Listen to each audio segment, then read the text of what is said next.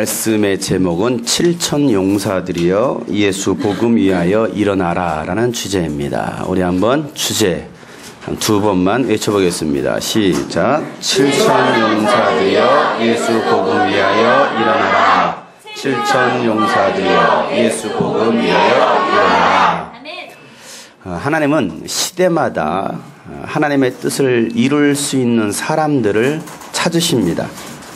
하나님의 경륜, 하나님의 뜻, 하나님의 섭리를 이루시기 위해서 하나님은 사람을 찾고 계시는데, 그 하나님의 경륜을 이루시기 위해서 아담을 창조하셨고, 또 아담이 범죄하고 세상에 죄가 들어와서 죄가 가득하고 사람들이 생각하고 계획하는 그 모든 것들이 악할 때에도 하나님은 의로운 백성을 얻기 위해서 노아를 찾으셨습니다. 우상 숭배로 가득한 시대에 약속의 땅을 기업으로 주시기 위해서 하나님은 아브라함을 찾으셨습니다. 제사장마저 타락한 그 시대에도 하나님은 어린 사무엘을 찾으시고 그를 선지자로 세우셨습니다.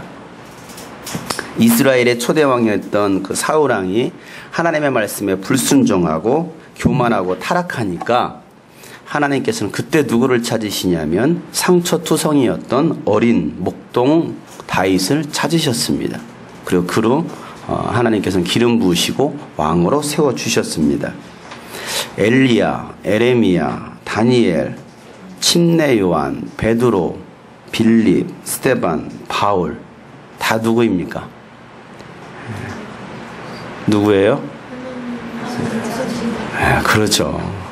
하나님께서 찾으신 사람들입니다. 하나님 눈에 발견된 사람. 다시 말해서 하나님의 뜻을 이루기 위해서 하나님의 눈에 발견되어지고 하나님께 쓰임받은 사람들입니다. 그러면 지금 이 시대에도 오늘 우리가 살고 있는 지금 이 순간에도 하나님은 하나님의 뜻을 이루기 위해서 사람을 찾고 계시다는 사실입니다. 여러분 오늘 이 예배를 통하여서 하나님의 눈에 발견되어지는 시간들 되시기를 축복합니다. 하나님의 부르심, 하나님의 그 찾으심은 하나님의 사람들에게 은혜를 주시고 구원하시고 사랑하기 위해서 하나님께서 찾으시고 부르신 것이지 하나님께서 저주하시고 심판하시기 위해서 우리를 부르신 것은 아니라는 사실이에요. 여러분 하나님에 대한 생각들, 바른 생각을 가지시길 바랍니다. 가끔 하나님에서 오해하는 사람들이 있습니다. 하나님은 어떤 분이신가? 하나님은 반드시 죄에 대해 심판하시고 죽이시고 저주하시는 분이시다라는 그런, 여러분 하나님에 대해서 오해하지 마세요. 물론 하나님에게는 그런 면이 있습니다. 죄에 대해서 하나님은 반드시 심판하십니다.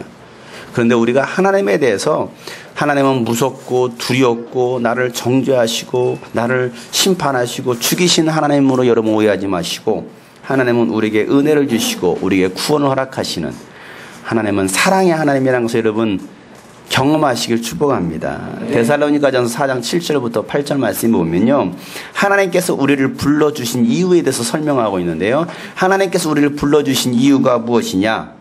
더러움에 빠져 살게 하려는 것이 아니라 거룩함에 이르게 하시려는 것이다라고 말하고 있습니다.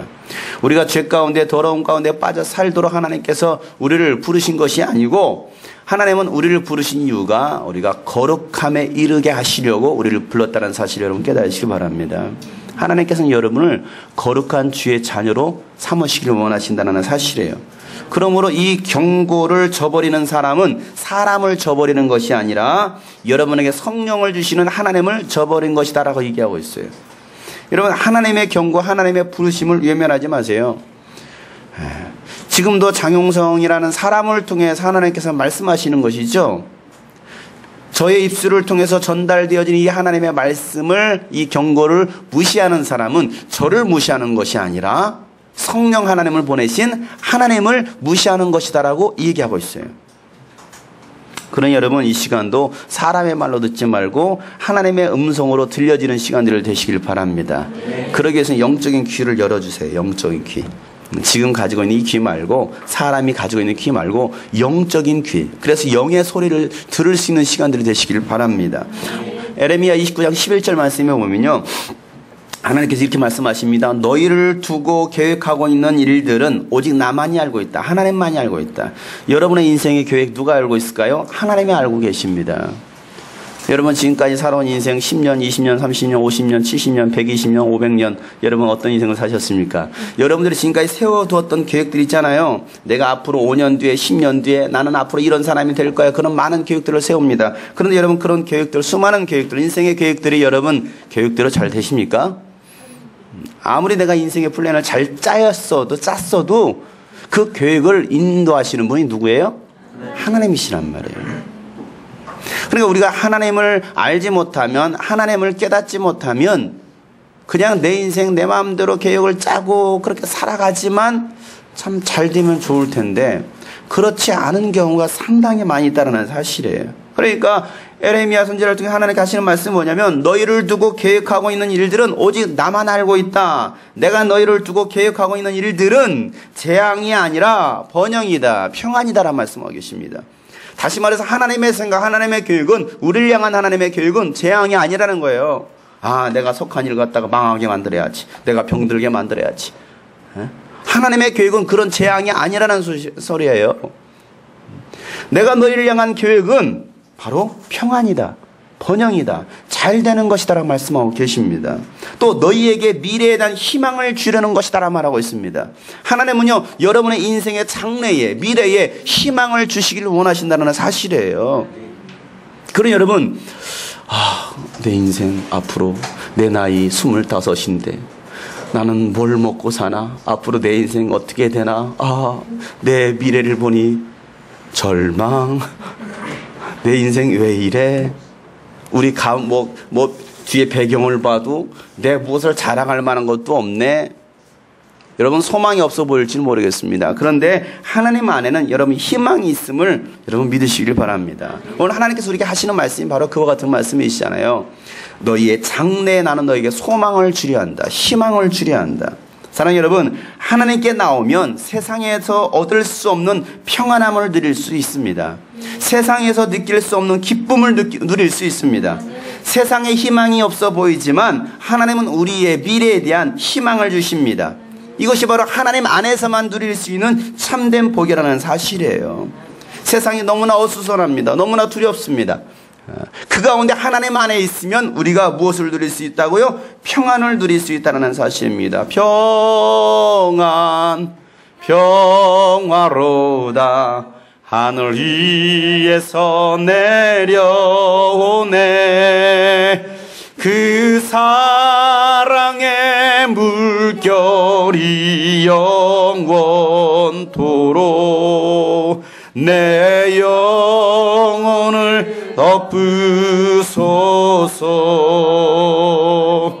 내 영혼의 그 깊은 데서 맑은 가락이 울려나네.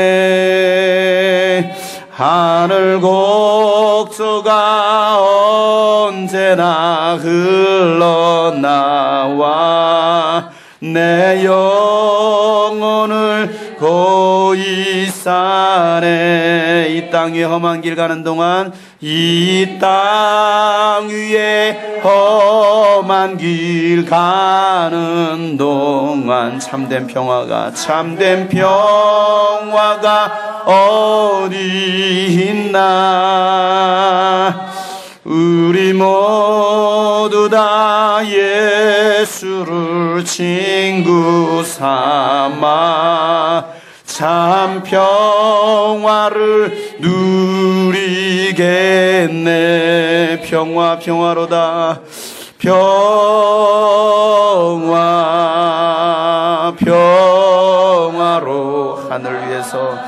하늘 위에서 내려오네. 그 사랑의 물결이 영원토록 내 영혼을 덮으소서. 여러분, 하늘로부터 내려지는 그 하나님의 위로하심, 하나님의 평화가 여러분의 심령이 넘치시기를 축복합니다. 하나님의 평화, 하나님의 평강, 이 세상에서 얻을 수 없는 하늘로부터 내려지는 평화.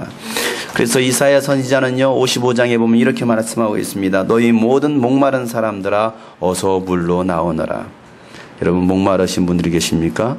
물가로 나오시길 바랍니다.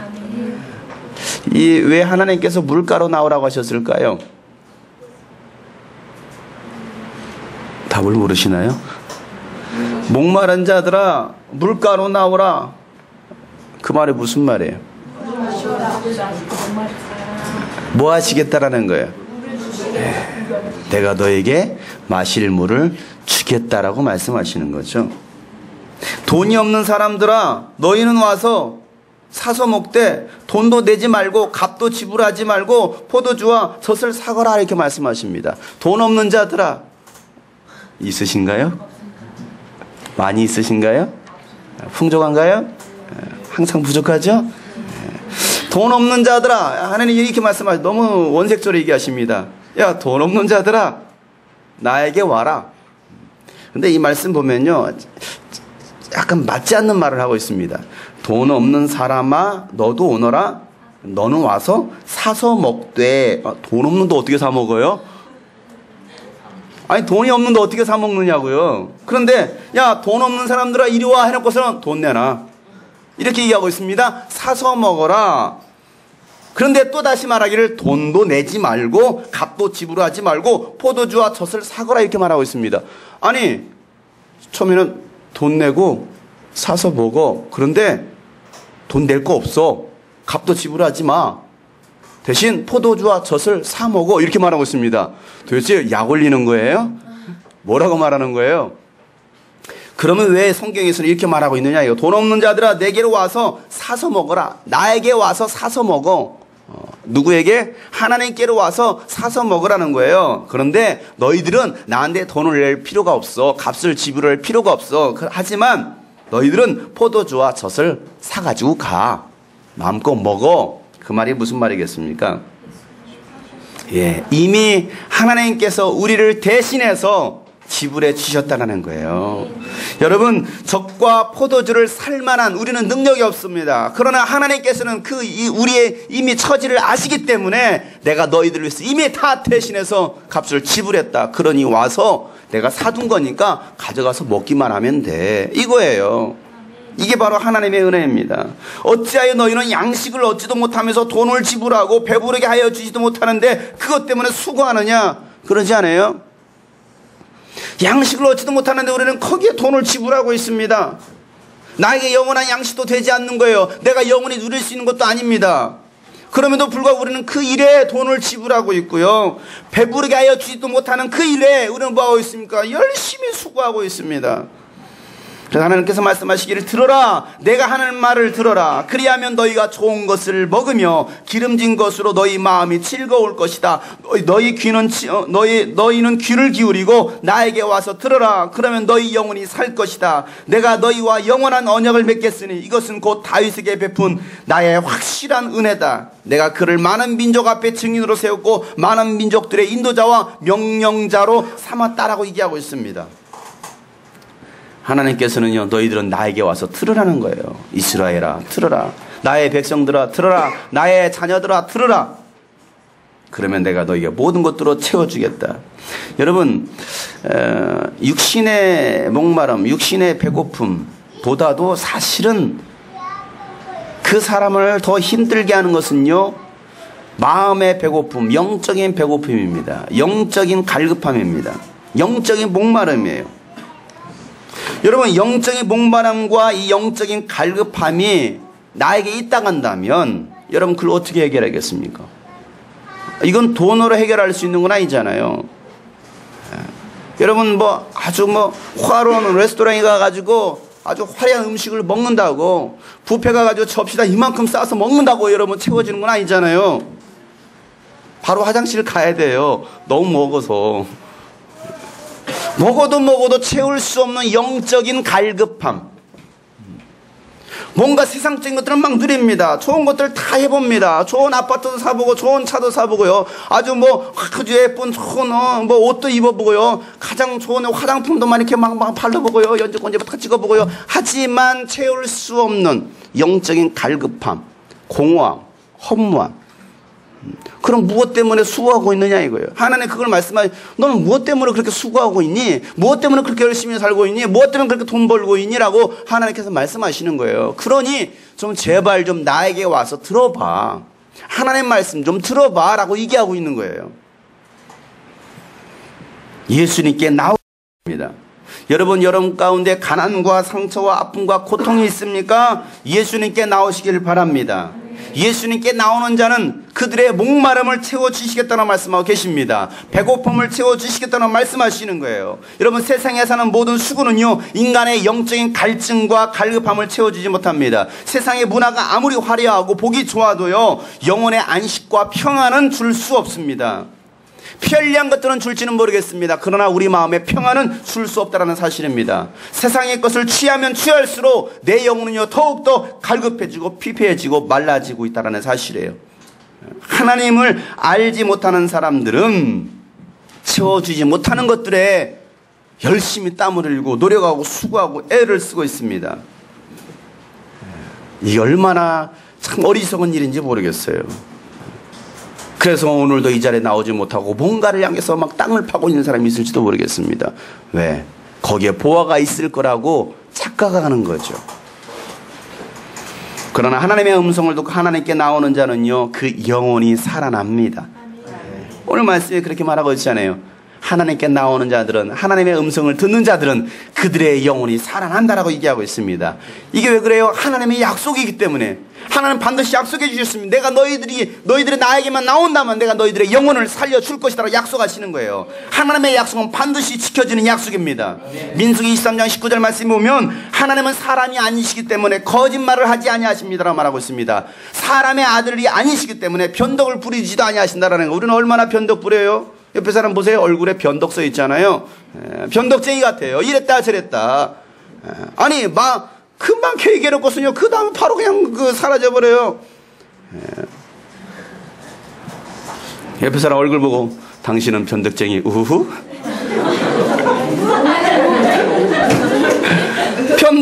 변덕쟁이. 그런데 인간은 이와 같이 변덕이요 얼마나 변덕이 죽을 듯이 한다고 하죠. 그 말이 무슨 말이겠습니까? 금방 끓었다 금방 식어버리고. 이게 바로 그거예요. 신앙이 냄비 같은 신앙, 뚝배기 같은 신앙이 있대잖아요. 냄비는 어떻습니까? 금방 뜨겁다 금방 식어버리고. 뚝배기는 한참 걸리지만 또 한참 또 그 열기가 지속이 됩니다. 우리의 신앙이 어떤 신앙이냐 이게. 야, 변덕 부리지 마라. 사람이 변덕 부리는 것처럼 하나님도 변덕쟁이인 것처럼 오해하지 말라는 거예요. 하나님은 절대 사람이 아니기 때문에 변덕을 부리지도 아니하신다. 그렇기 때문에 그분이 어찌 말씀하신 것을 이루지 않겠느냐, 어찌 약속하신 것을 이루지 않겠느냐. 그 말이 무슨 말입니까? 하나님께서 하신 약속은, 하나님께서 내뱉으신 말씀은 반드시 이루어진다, 반드시 성취된다는 것을 말씀하고 있는 거예요. 그래 여러분 약속을 지키시는 그 하나님 앞에 나오시기를 바랍니다. 그 하나님의 부르심에 순종하고 응답하시기를 바랍니다. 오늘 이 시간도 아무개야 개똥아 말똥아 소똥아 부르실 때 내 개똥이 여기 있어요. 개똥 나오는 사람들, 순종하는 사람들, 그 부르심에 순종할 수 있는 사람. 아무개야 하면 뭐라고 해야 된다고요? 네.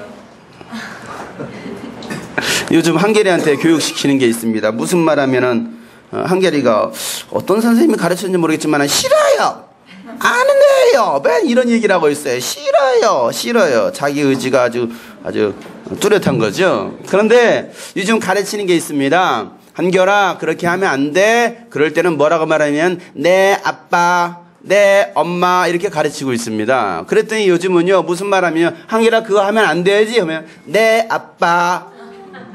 말은 그렇게 하고 있습니다.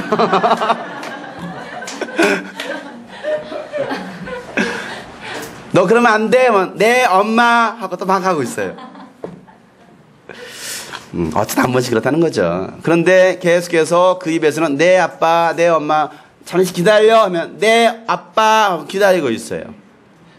저거 좀 가져와, 내 아빠 하고 가져오고 있습니다. 여러분 그 부르심에 내 아빠 하나님 순종할 수 있는 하나님의 자녀들 되시길 축복합니다. 그 하나님의 부르심에 순종할 수 있는 사람들. 순종이 뭐보다 낫다? 네, 제사보다 낫다. 알기는 잘 알아요. 알기는 얼마나 그렇게 참 잘하는지. 대답은 누구처럼 한다? 막둥이처럼 한다. 막둥이는 얼마나 대답은 잘하는지. 제가 막둥이입니다. 용성아 얼른 들어와서 공부 좀 해. 네! 하고 대답은 하고 놀고 있어요.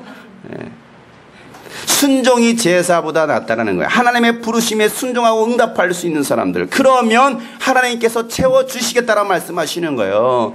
여러분 하나님의 채우심 어느 정도로 채워주십니까?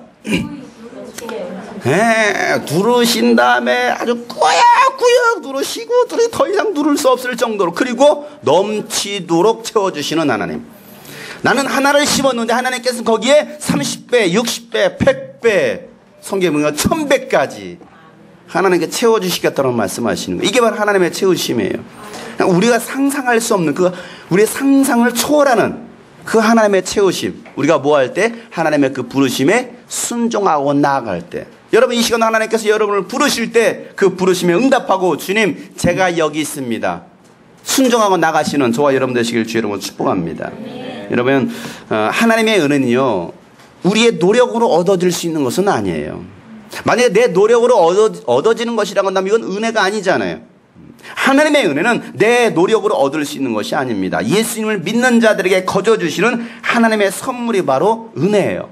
하나님은요 우리에게 그 은혜를 선물로 주시려고 아버지 품속에서 독생하셨던 아들을 육신으로 이 땅에 보내셨고 십자가 위에서 살을 찢으시고 피 흘려 죽이셨습니다. 우리에게 은혜를 주시기 위해서 예수님의 죽으심으로 인간의 죄와 저주는 저희들이 가지고 있던, 저와 여러분들이 가지고 있던 죄와 저주는 그 십자가 위에서 사해졌습니다. 그리고 예수님의 그 부활하심을 통해서 우리에게 영생을 보장해 주셨어요. 이게 예수님의 죽으심과 부활하심입니다. 여러분 우리가 예수님을 하나님의 아들 그리스도로 믿을 때 하나님의 자녀가 됩니다. 그리고 구원과 영생이 보장이 되는 거예요. 다른 방법은 없습니다. 오직 예수 그리스도를 믿을 때만이 가능하다는 사실이에요.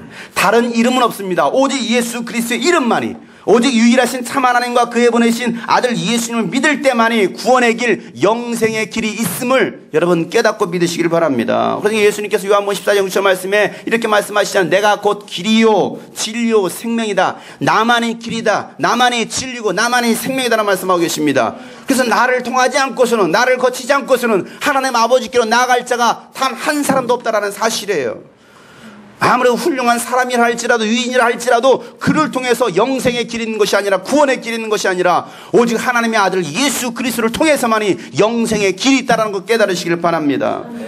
그래서 사도행전 4장 12절 말씀에도 다른 이로서는 구원을 얻을 수 없나니, 이 세상에 많은 이름이 있지만 그 많은 이름이 우리를 구원하는 이름이 아니라 오직 예수 그리스도 이름만이 우리에게 주신 구원의 이름이다라는 것을 성경은 분명히 말씀하고 계십니다.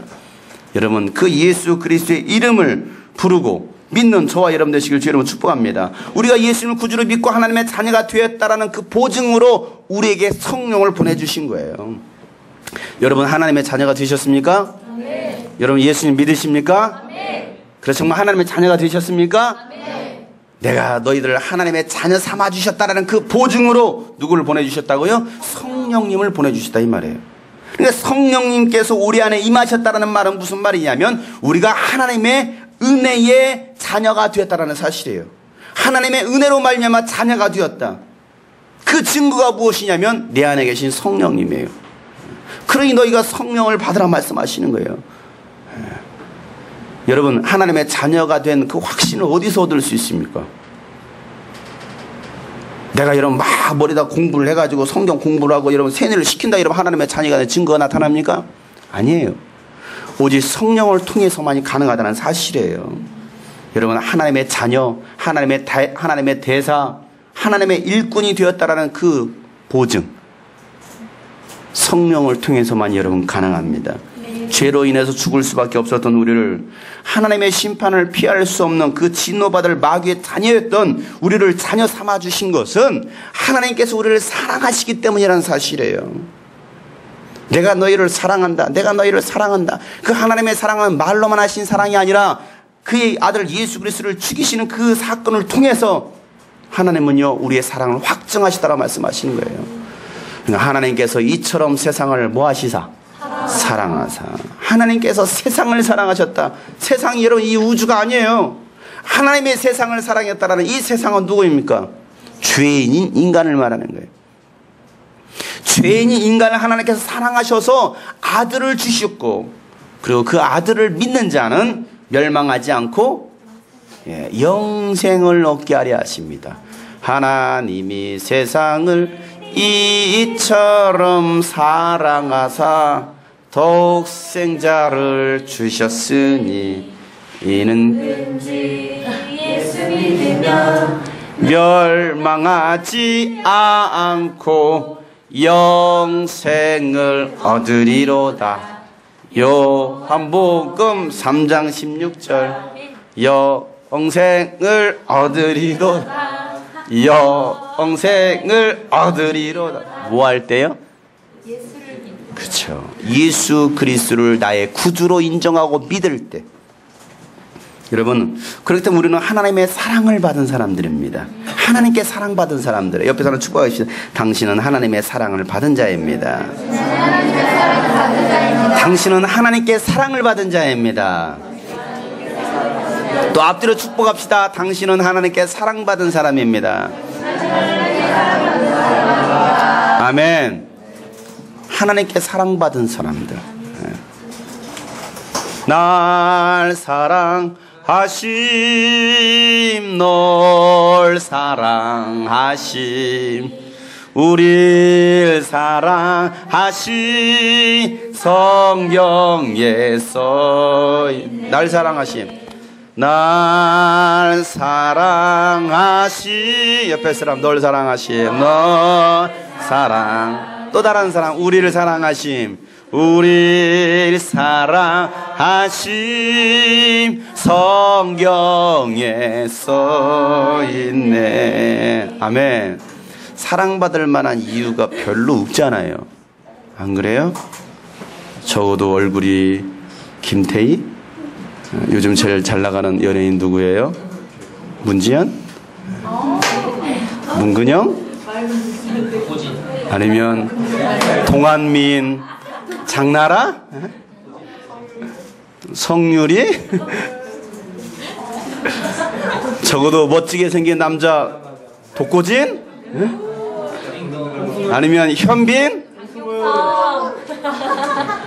아니 그 정도로 생긴 것도 아니고, 아니 여러분 삼성그룹의 어떤 재벌이십니까? 그것도 아니고, 삼성은커녕 삼선 실리퍼나 신고 다니는 우리의 모습. 아니 사랑받을 만한 그런 조건을 갖추고 있는 것도 아니고, 그런데 하나님은 우리를 사랑하셨다. 누구 때문에? 예수님 때문에. 아멘. 여러분들이 예수님만 믿으신다면 아무런 조건 따지지 않고, 묻지도 않고 따지지도 않고, 하나님께서 묻지도 않고 따지지도 않고 여러분 안에 계신 누구 때문에? 예수님 때문에 내가 너를 사랑한다. 소라야, 내가 너를 사랑한다. 성경은 참 그렇지만 내가 너를 사랑한다.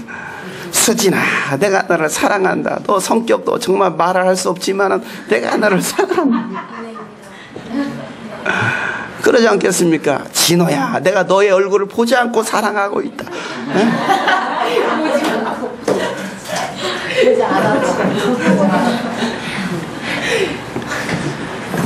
여러분, 만약에 여러분들이 태어나면서부터 태어나자마자 부모로부터 여러분 버림받았다고 쳐보세요.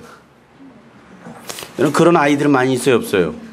많이 있잖아요. 부모로부터 버림받는 아이들.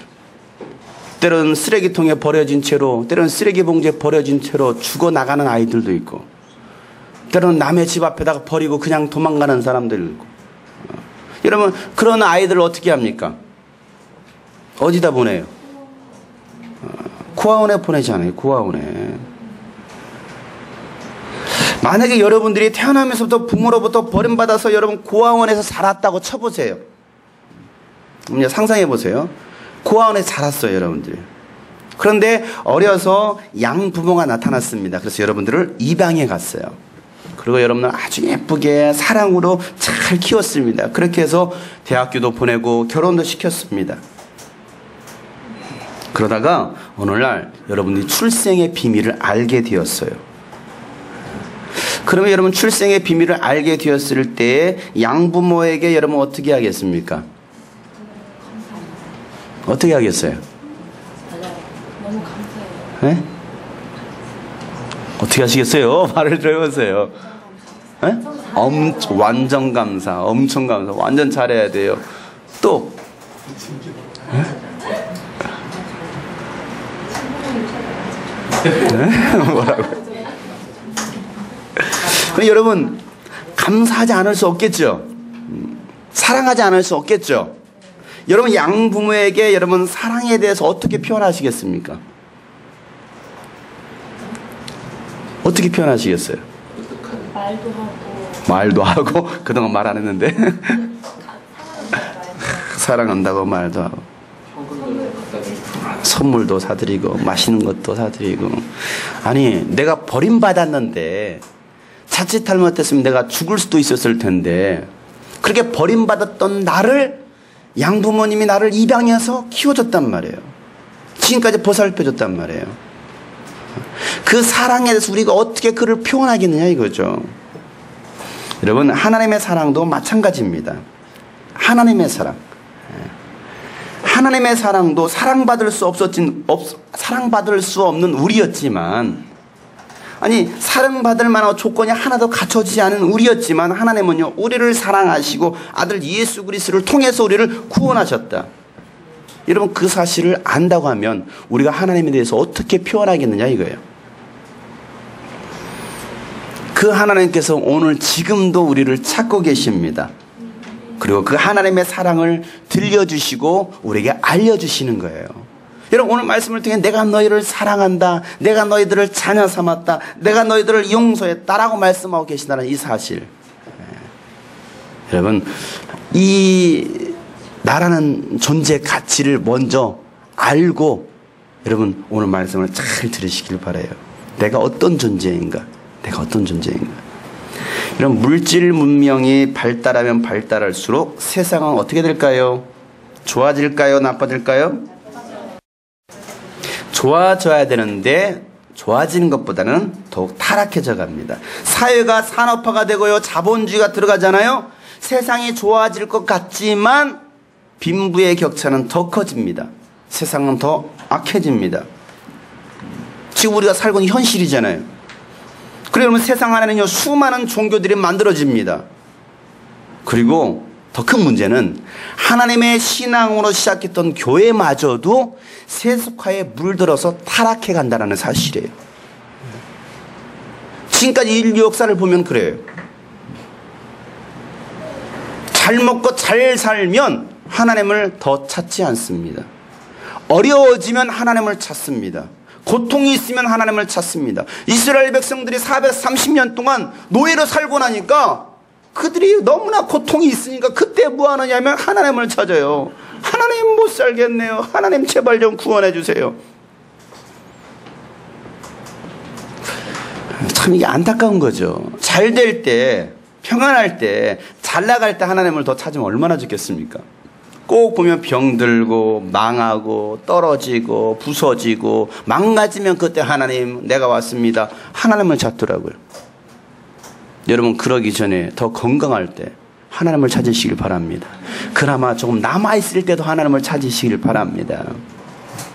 이스라엘 백성들을 보면은 참 어리석은 면이 참 많아요.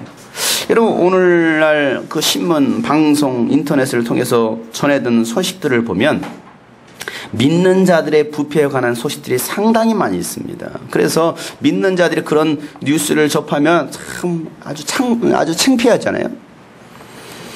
어떤 목회자의 부정부패, 기독교 교단들의 어떤 이권 다툼, 또 뭐 목회자와 장로, 성도 간의 싸움이 그냥 교회 안에서 끝나지 않고 법정까지 가서 아주 세상의 치부를 다 드러내는 사건들, 목회자가 아내를 살인하는 사건들, 그리고 교인을 강간하고 또 교인을 스토커했다라는 이야기, 다 들어본 이야기죠? 라스베가스에서 불법 카지노 도박을 했다라는 이야기, 교회 재정관리 성도가 교인이 그 교회 헌금 수억 원을 횡령했다라는 이야기, 이게 지금 최근 들어서 들려지는 이야기입니다. 어떤 교단장을 하기 위해서, 총회장을 하기 위해서 불법으로 금권 선거했다라는 이야기, 세상과 똑같아요. 나 회장 좀 시켜달라고 돈을 수천만 원, 수억 원을 들여서 그 자리에 올라가는, 아니 세상에서도 있어서도 안 되는 일들이 교회 안에서 일어나고 있습니다. 어떻게 보면 복음과는 멀어도 한참 멀어진 우리들의 교회의 모습일지도 모르겠습니다. 그럼 여러분, 세상을 봐도 교회를 봐도 희망은 보이지 않는 것 같아요. 가짜가 진짜인 것처럼 보이는 시대이다 보니까 진짜 교회, 진짜 교인을 찾아보기도 쉽지가 않습니다. 더욱이 요즘은요, 신천지가 기존 교회로 파고 들어왔습니다. 그래서 믿는 자들을 다 흔들어 놓고 있습니다.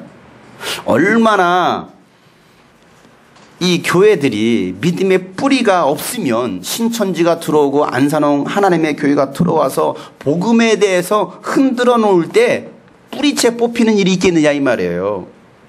뭐가 없으니까. 이 복음의 뿌리 기초가 없으니까. 믿음의 기초가 없으니까.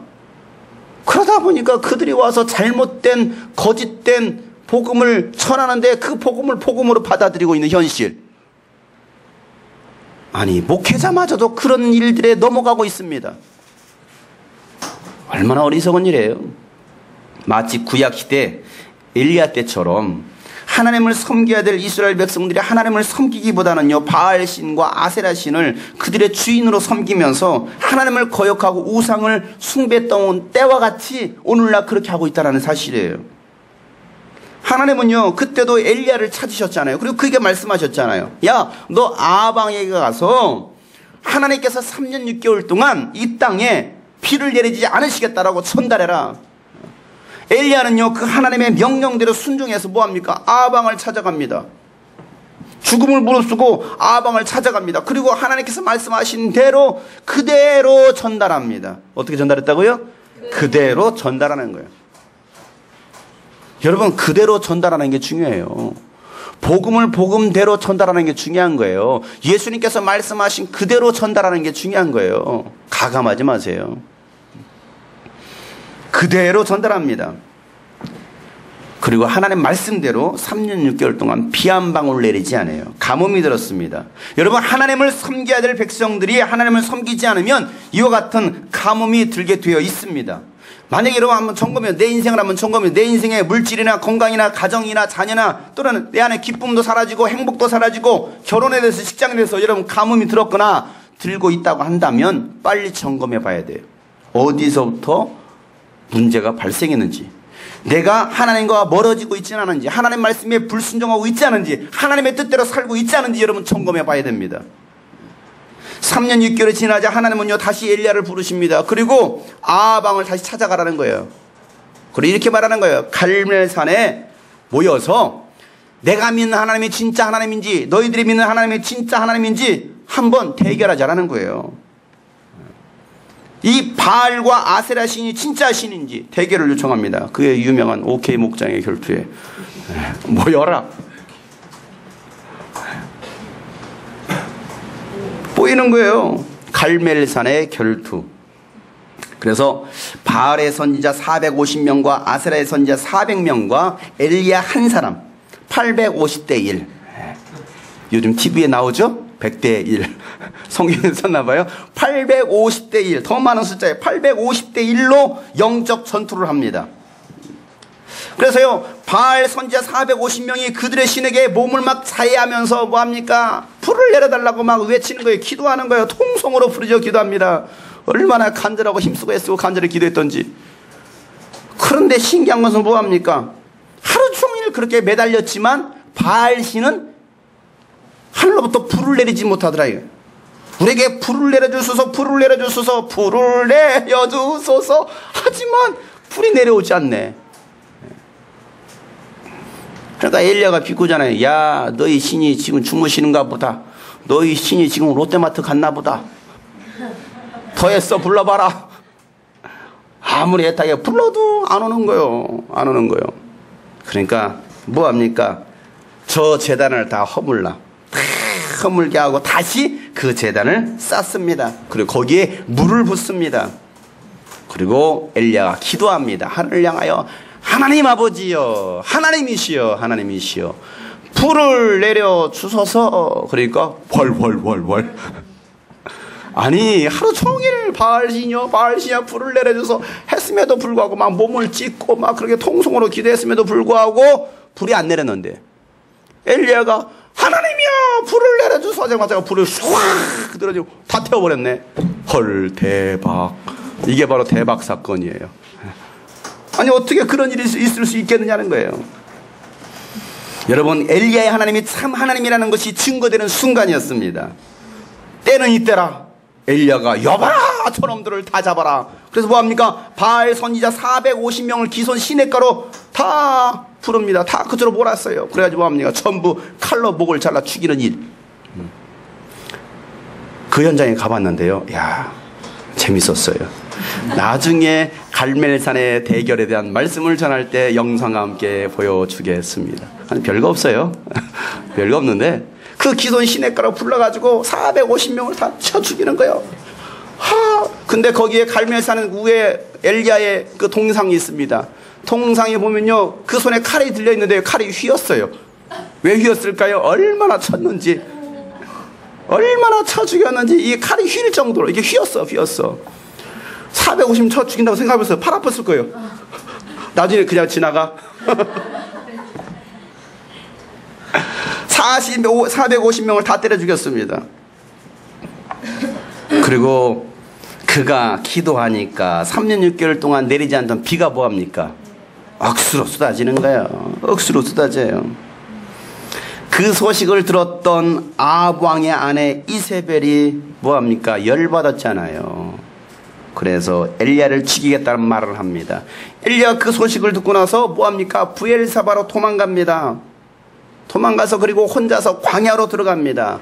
그곳에서 죽기를 구합니다. 로뎀나무 밑에서. 로뎀나무가 어떻게 생겼는지 궁금하죠?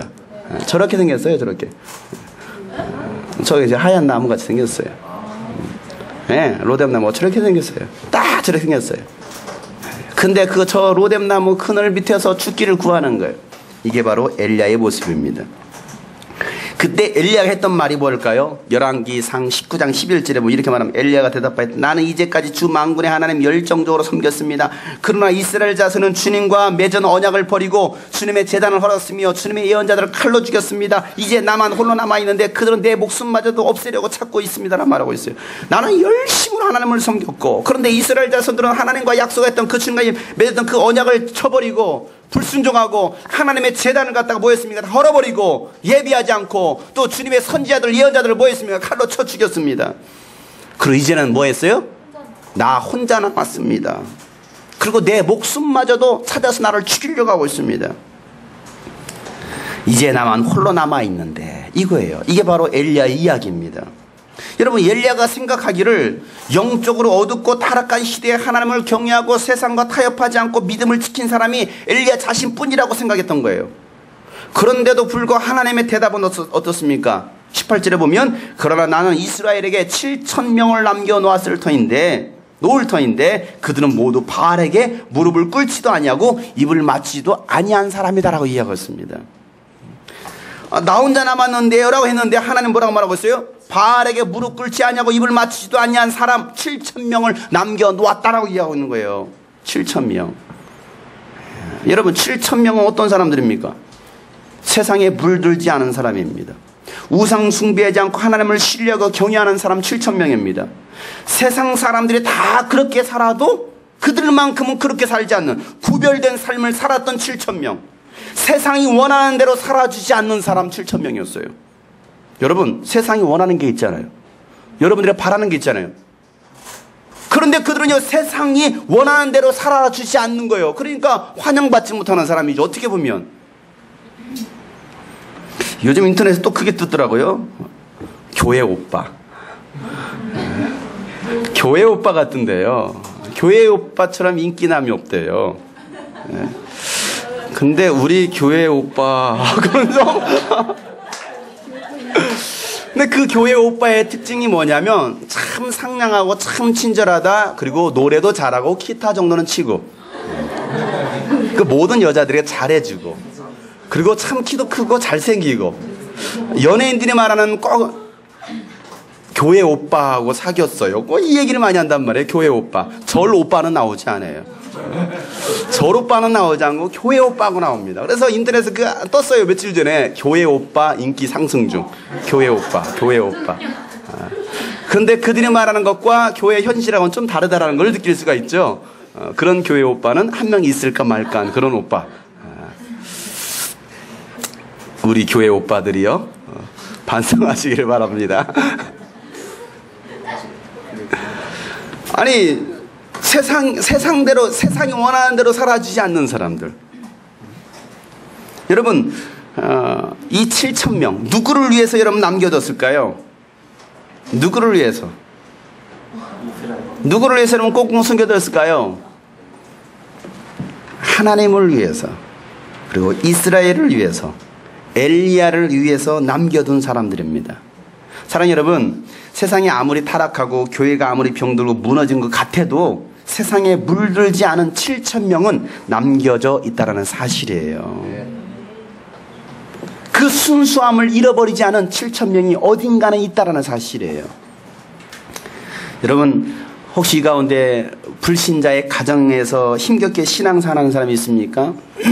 아무도 내 주변에 믿는 사람이 없는 것처럼 보이는, 너무나 신앙생활이 어렵다라고 생각하시면 여러분 주에 여러분을 위해서 기도하고 믿음의 끈을 놓지 않고 있는 7,000명이 남겨져 있다는 사실을 기억하시길 바랍니다.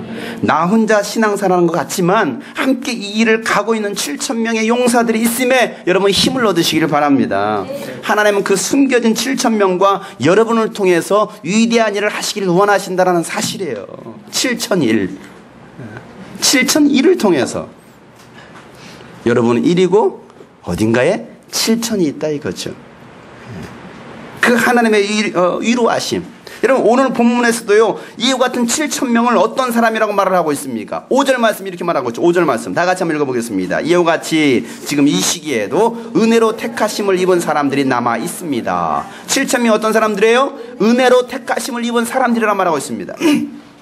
하나님의 은혜로 택하심을 입어서 구원받은 하나님의 자녀들이 7,000명이라는 거예요. 저와 여러분은 하나님의 은혜로 택하심을 입은 사람들입니다. 하나님의 때를 위하여 남겨진 사람들, 마지막 때를 위하여 은혜로 남겨진 사람들이 누구냐면 바로 저와 여러분들이라는 사실이에요.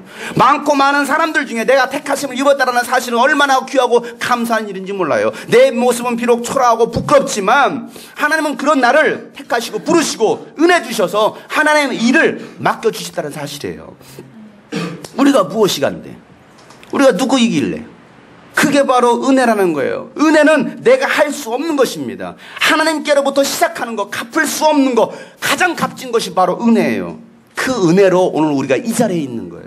여러분이 이 자리에 앉아있는 것도 바로 무엇입니까? 하나님의 은혜입니다. 한량없는 은혜, 갚을 길 없는 은혜, 내 삶을 예워사는 하나님의 은혜, 나 주저함 없이 그 땅을 밟음도 나를 붙드시는 하나님의 은혜, 나를 지으시니가 하나님,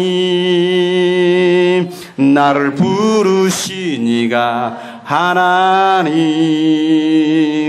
나를 보내시니도 하나님, 나의 나 된 것은 다 하나님 은혜라. 나의 달려갈 길, 나의 달려갈 길 다 가도록,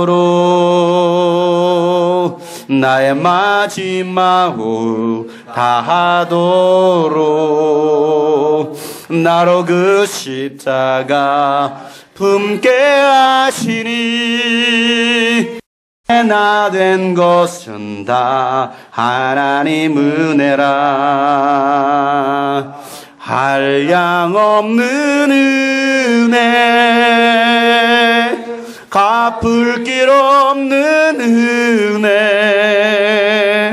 내 삶을 예워 사는 하나님의 은혜.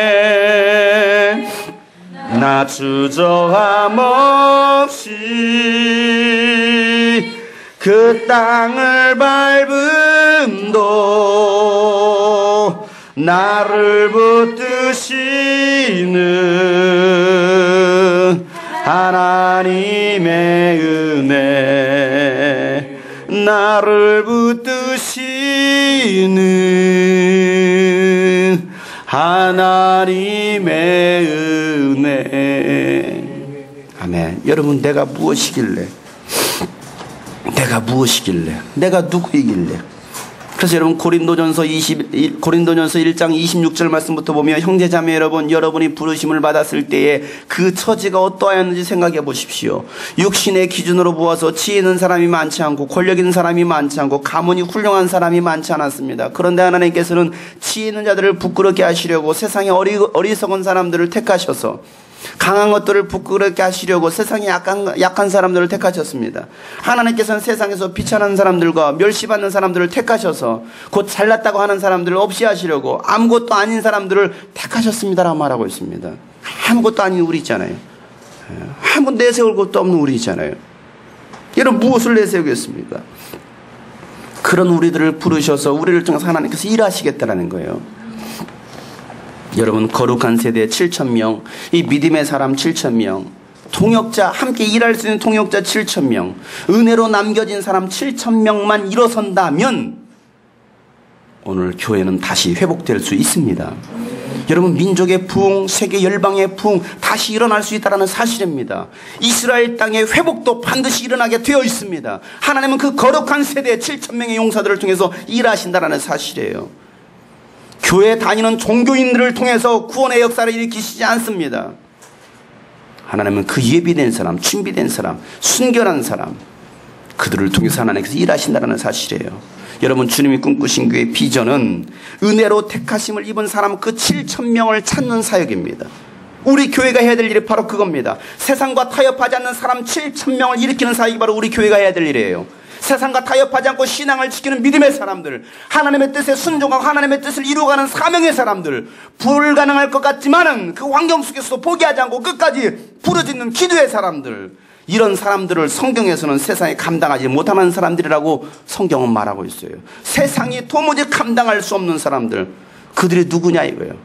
그들 바로 주님이 꿈꾸신 교회 여러분들, 오늘 이 예배에 나온 바로 여러분들이 되시기를 주 여러분 축복합니다.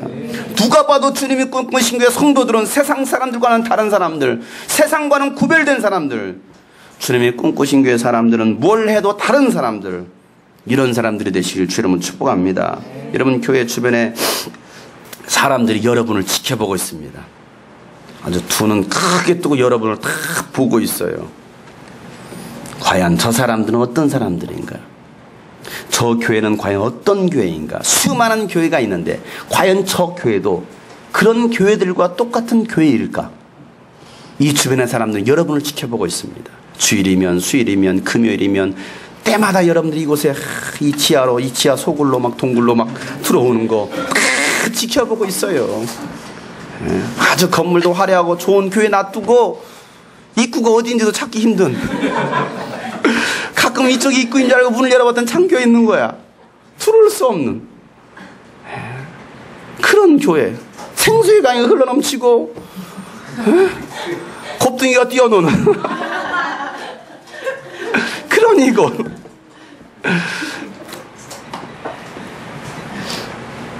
여러분, 그들이 여러분을 보고서 무슨 말을 하겠습니까? 저 교회 사람들은 몹쓸 사람들이야. 상종하지 말아야 될 사람들이야. 저 교회는 시끄러워. 만약에 여러분 이런 말들만 오고 간다면 이 교회 빨리 문 닫아야 됩니다. 얼른 문 닫아야 되죠. 그런데 감사한 것은요, 아직 문 닫을 만큼 그렇게 좋지 못한 평은 나오지 않는 것 같아요. 그게 감사하죠. 그런 말들이 계속 나오면 빨리 문 닫고 철수해야 되죠. 그런데 무슨 말들이 나오냐면 이런 말들이 나옵니다. 이제 이 주변의 사람들하고 이제 얘기할 기회가 있으면 그제도 이제 만나서 그런저런 얘기를 했습니다. 제가 물어보지도 않았어요. 우리 교인들 표정 어때요? 우리 교인들 어떤 것 같아요? 물어보지 않았어요. 그런데 그들 입에서 나오기 이렇게 말을 합니다. 참 표정이 밝아요. 생기가 있어요. 아니, 저들을 보면 뭔가 뚜렷한 목표를 가지고 살아가는 사람들처럼 보입니다라고 얘기하고 있어요. 본인들은 그렇게 살지 않고 있으니까. 그런데 항상 표정이 밝고 뭔가 막 생기가 있고 막 뭔가를 향해서 막 전진하는 그런 사람들처럼 보인다라는 거예요. 젊은 사람들이 많이 있어서 이 교회는 비전이 있어 보인대요. 누가 물었나요? 그렇게 말하는 걸. 열심히 있어 보인다라는 거예요. 이 교회 목사님 참 잘생겼대요.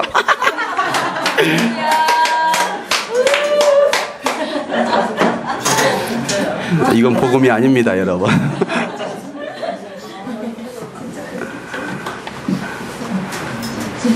이런 말들이 전해 들려집니다. 그래도 이 교회는 소망이 있어 보입니다. 그래서 심지어는 전도를 하고 이 교회로 보내주고 싶대요. 지금 전도를 하고 있는 청년도 있는데 자기네 교회 안 보내고 이 교회 보내고 싶대요. 왜? 자기네 교회 청년하고 여기 교회 청년하고 좀 뭔가 다른 것 같대요. 그래서 이왕이면 여기로 보내고 싶대요. 또 아들도 지금 안 믿는 나이인데 자기 아들도 여기로 보내고 싶대. 야, 너도 저기 가서 악기라도 배우고 저들과 같이 어울리고 좀 했으면 좋겠다라고 보내고 싶대요. 그런데 그놈이 안 가려고 한다. 나쁜 놈이죠. 여러분, 그 정도 됐으면 그래도 좋은 평을 얻고 있구나. 적어도 말 그대로 교회 이름처럼 주님이 꿈꾸신 교회군. 주님이 주무시는 교회는 아니잖아요. 주님이 망하신 교회, 주님이 죽으신 교회, 이건 아니잖아요. 그래도 이름에 걸맞게 주님이 꿈꾸신 교회, 저 교회는 그래도 믿을 만하다. 저 교회 사람들은 믿을 만하다. 저 교회는 그래도 보낼 만하다. 여러분, 이런 소문들이 더 많이 아주 들려지기를 주 여러분 축복합니다. 그런데 여러분들이 이 교회를 다니는데 너는 교회 다니냐? 똑같냐? 아니, 더 나빠졌네. 그놈의 교회 도대체 어떤 교회냐? 왜 이 교회가 그놈이 되냐고요? 그놈의 교회. 왜 교회 욕을 얻어먹게 만들고, 왜 예수님 욕 얻어먹게 만들고, 왜 선한 저를 욕 얻어먹게 만드십니까? 근데 우리 교회는 그런 일이 없죠? 네. 믿고 싶어요. 여러분, 우리가 이제 해야 될 일이 무엇이겠습니까? 예수 그리스도의 복음을 증거하는 것입니다. 여러분도 누군가로부터 복음을 전해드렸기 때문에 우리가 구원받은 것처럼 우리가 복음을 증거할 때 준비된 영혼, 잃어버린 영혼, 갈급한 영혼 구원받게 되어 있다 이 말이에요. 그 7천의 용사들 우리가 구원할 수 있다는 사실입니다. 하나님은요, 구원에 대해서 차별하지 않으신 분이십니다. 누구든지 예수만 믿으면 구원하십니다. 그래서 로마서 10장 11절 말씀에 보면 성경 그를 믿는 사람은 누구나 부끄러움을 당하지 않을 것이다. 여러분, 예수는 믿으면 여러분 결코 부끄러움 당하지 않을 것입니다. 유대 사람이나 그리스 사람이나 차별 없습니다. 그는 모든 사람에게 똑같이 주님이 되어주시고 그를 부르는 모든 사람에게 풍성한 은혜를 내려주십니다. 주님의 이름을 부르는 사람은 누구든지 구원을 얻을 것입니다. 그런데 사람들은 자기들이 믿은 적이 없는 분을 어떻게 부를 수 있겠습니까? 또 들은 적이 없는 분을 어떻게 들을 수 있겠습니까? 선포하는 사람이 없으면 어떻게 들을 수 있겠습니까? 보내심을 받지 않았는데 어떻게 선포할 수 있겠습니까? 성경에 기록한 바 기쁜 소식을 전하는 이들의 발걸음이 얼마나 아름다우냐 한 것 같습니다. 그러나 모든 사람이 다 복음에 순종한 것은 아닙니다. 이사야는 주님, 우리가 전하는 소식을 누가 믿었습니까? 하고 말하였습니다. 그러므로 믿음은 틀에 비선하고 들으면 그리스도를 전하는 말씀에서 비롯된다라고 말하고 있습니다. 여러분, 우리는 기쁜 소식을 전하는 아름다운 발이 되어야 됩니다. 기쁜 소식이 무엇입니까? 바로 예수 복음이에요. 교회는 예수 복음을 선포하는 것입니다. 그리스도인은 예수가 하나님의 아들 구원자 그리스도가 되신다라는 사실을 증거하는 사람들이 바로 그리스도인들입니다. 이게 바로 복음이라요. 복음.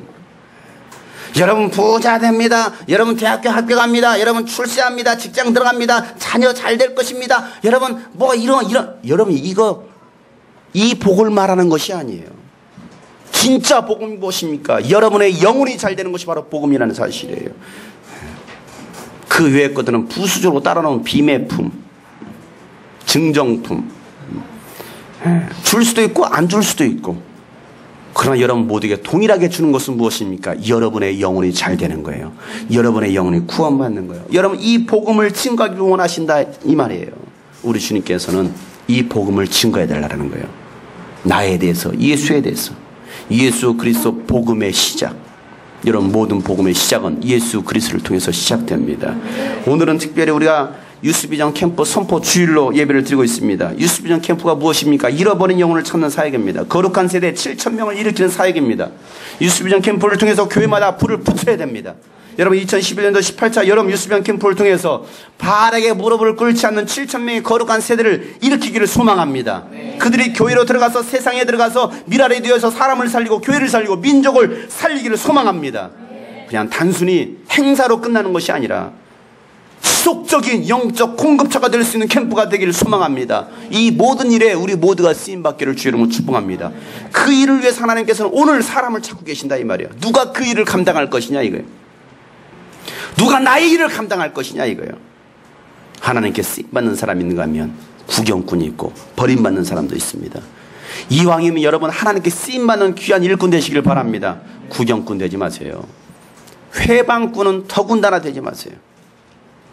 하나님께서는 일하실 것입니다. 지금까지 하나님께서 일하셨던 것처럼 하나님께서는 이번에도 그분께서 직접 일하실 것입니다. 오늘 말씀 붙잡고 다 같이 한번 기도하실 때 하나님 내가 예수 그리스도의 복음을 위하여 일어나는 자가 되기 원합니다. 바알에게 무릎 꿇지 않은 7,000명의 용사를 준비하신 것처럼 하나님 내가 먼저 엘리야가 되고 7,000의 용사가 되고 또 내가 그 7,000의 용사를 일으킬 수 있는 사람이 되기를 원합니다. 하나님 그 일에 나를 써 주시옵소라고 거룩한 세대로 구별된 세대로 정말 예수 그리스도의 복음을 위하여 일어날 수 있는 세대로 내가 먼저 세워지기를 원합니다. 다 같이 한번 주여 한번 부르시고 동성으로 기도합니다. 주여 거룩하신 아버지 Maravilla tu estoy de ti. Maravilla tu estoy. 평범한 사람이지만 하나님께 붙들리면 성령께 붙들리면 위대한 사람이 될 수 있다는 것입니다. 영향력 있는 사람이 될 수 있다는 것입니다. 내가 뭐 기교, 진료, 승리, 나로 말면서 하나님 아버지께 달장 아무도 없다는 것입니다.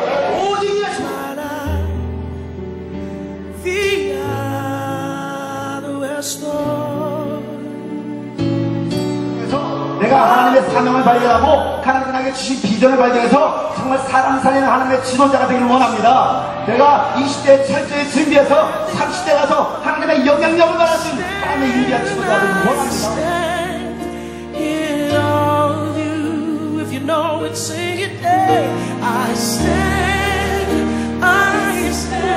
정말 저들이 살아계신 나라를 만나게 모아주시고 성령의 능력과 권능을 받아서 그들이 나가서 학교를 변화시키고 교회를 변화시키고 이 나라의 민족을 변화시키고 대한민국 역사를 수 있는 나라로 세워주시옵소서.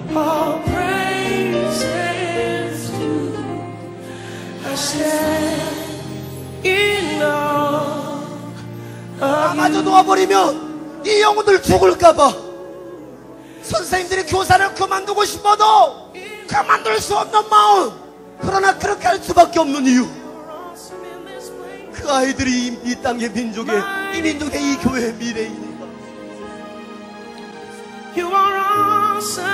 그 주님의 마음 가지고 전도사를 하고 목사를 하고 교사를 하고 집사를 해야 될 건데 다음 세대들이 사명으로 일어나기를 원합니다. 여러분의 교회가 살기를 원합니다. 살리는 역사가 있을지어다.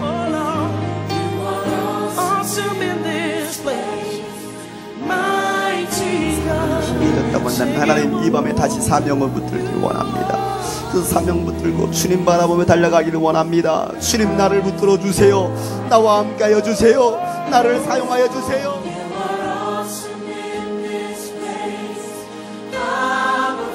여러분 교회 생활 속에는 천국 갈 수가 없어요. 예수 믿어야만이, 예수님과 함께 해야만이 여러분 천국 갈 수 있습니다. 하나님께서 여러분을 향해서 하시는 말씀은 집 나갔던 내 아들아, 내 딸아, 내게 돌아와줘서 고맙다.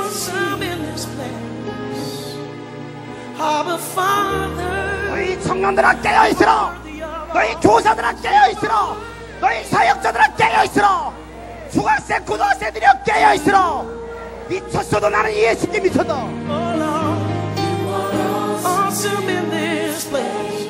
무엇이냐면 세계 열방을 향하여 예수 그리스도의 복음을 증거해라. 내가 너에게 세계 열방을 주리니, 내가 너에게 세계 열방을 주리니. 아멘. 정말 여러분의 영혼 가운데 그 주님의 심장, 주님의 십자가의 사랑이 경험되길 원하시는 분들은 주님 앞에 진실하게 두 손 높이 들고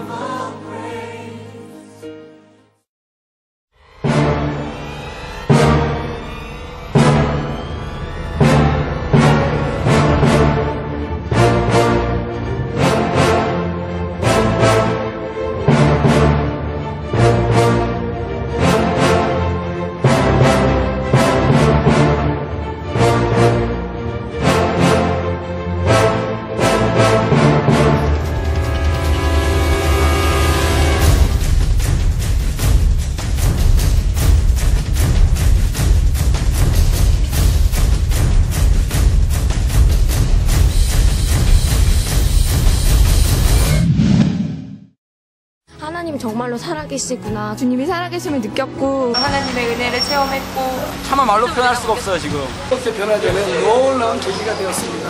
찬양도 많이 하고 기도도 많이 할 수 있는 시간이어서 오늘 은혜 많이 받고 갑니다.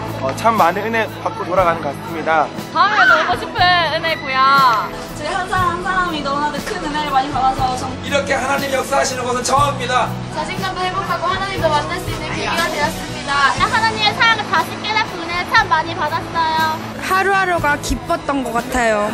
많은 은혜 받고 우리 학생들 하나님을 다시 만나게 돼서 강원도 얻었고 영이 사람을 살리는 행복이었습니다. 내가 정말 잘 왔구나. 네, 기분은 너무 좋아요. 성령의 역사가 강하다는 것을 다시 한번 느꼈고 하나님의 살아계심을 다시 한번 체험하고 하나님의 은혜를 감사드리고요. 한번 예수님의 기적을 보시기 바랍니다.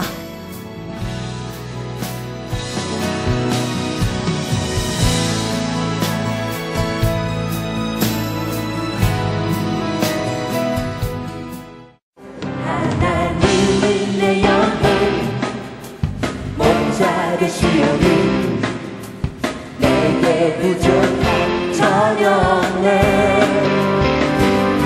나를 부른 저장과 쉴만한 물가로 매일매일 인도해 우리 한 번 더 찬양합시다. 하나님은 내 영혼, 하나님은 내 영혼 목자 되시오니 내게 부족한 저녁내 아멘. 나를 부른 저장과 쉴만한 물가로 매일매일 인도해 주시네. 아멘. 내 영혼 소생시키시고 소생시키시고 주의 이름 위에 의의 길로 인도하시는도다. 사랑의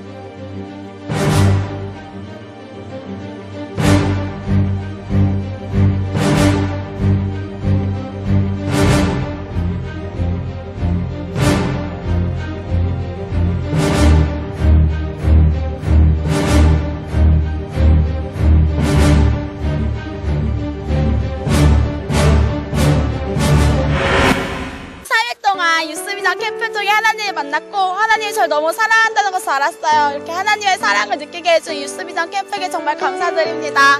저는 목소리가 이렇게 안 나올 만큼 은혜 정말 많이 받아 정말 하나님 살아계십니다. 유스비전으로 놀러 오세요. 유스비전 통해서 너무 많이 은혜 받았고요. 정말 살아계신 하나님이 있다는 걸 많이 느꼈어요. 너무나도 행복했고요. 하나님의 기쁨이 함께했습니다. 여러분들도 꼭 와서 이 은혜 함께 누리시길 빕니다. 이곳에 뭔가 있어요. 뭔가 있습니다. 정말 뭔가 있습니다. 여러분들도 많이 이곳에 오셔서 하나님을 체험하시고 하나님을 만나셔서 이런 캠프가 계속 있었으면 좋겠습니다. 이 캠프를 통해서 정말 저의 삶이 바뀌어지고 저는 이 캠프를 위해서, 이 유스비전을 위해서 더욱더 기도해서 제가 정말 하나님의 살아계심을 느꼈습니다. 정말 여러분, 여기는 하나님의 사랑을 느낄 수 있는 곳입니다. 여러분, 정말 하나님의 사랑을 느끼러 오세요. 정말 좋아요. 은혜 받을 수 있고 하나님 말씀 정말 좋습니다. 여러분, 유스비전에 오십시오. 하나님의 은혜를 만날 수 있습니다. 예수를 믿는다면 내가 했던 일을 너희도 할 것이다. 예수님께서 죽은 자 살렸으면 너도 죽은 자 살릴 수 있다. 정말 살아있는 예수의 생명을 소유한 사람들이라고 한다면 여러분을 통해서 여러분의 가정이 살아나야 됩니다. 여러분의 교회가 살아나야 됩니다. 여러분이 살고 있는, 여러분이 거하고 있는 그곳이 살아나야 됩니다.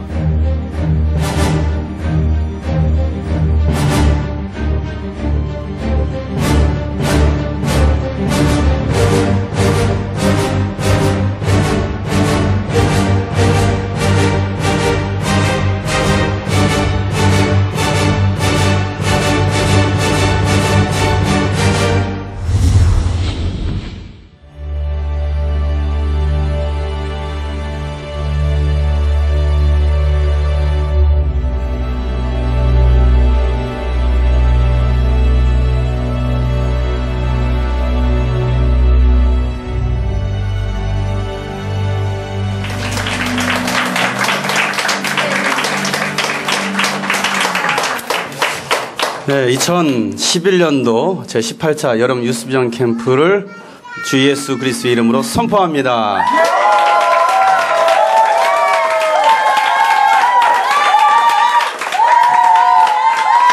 어제 하나님께서 일하실 것을 기대하고 하나님의 그 일하신 현장 속에 여러분 모두가 있기를 주님의 이름으로 축복합니다. 이 시간 우리 장년셀 나와서 하나님께 특별 찬양하고 준비한 예물을 하나님께 드리도록 하겠습니다.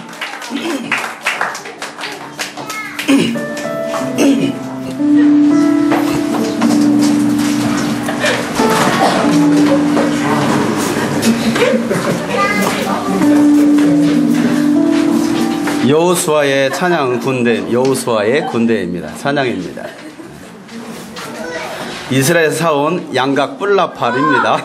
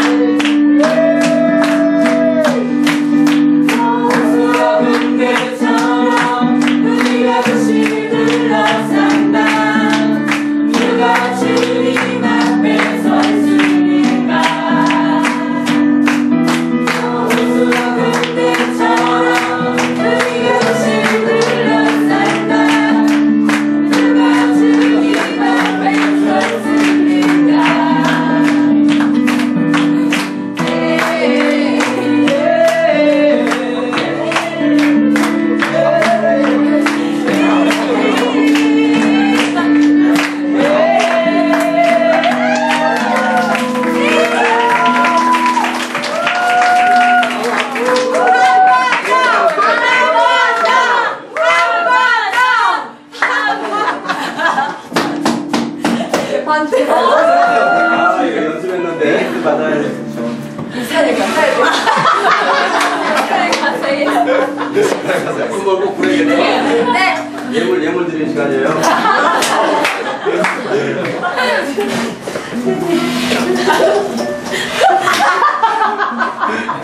웃으니까 안 되네요. 저 내가 못 듣는데. 아, 소리를 들려줘야 되는데, 이거. 저희 들어가도 되나요? 네, 안녕하세요.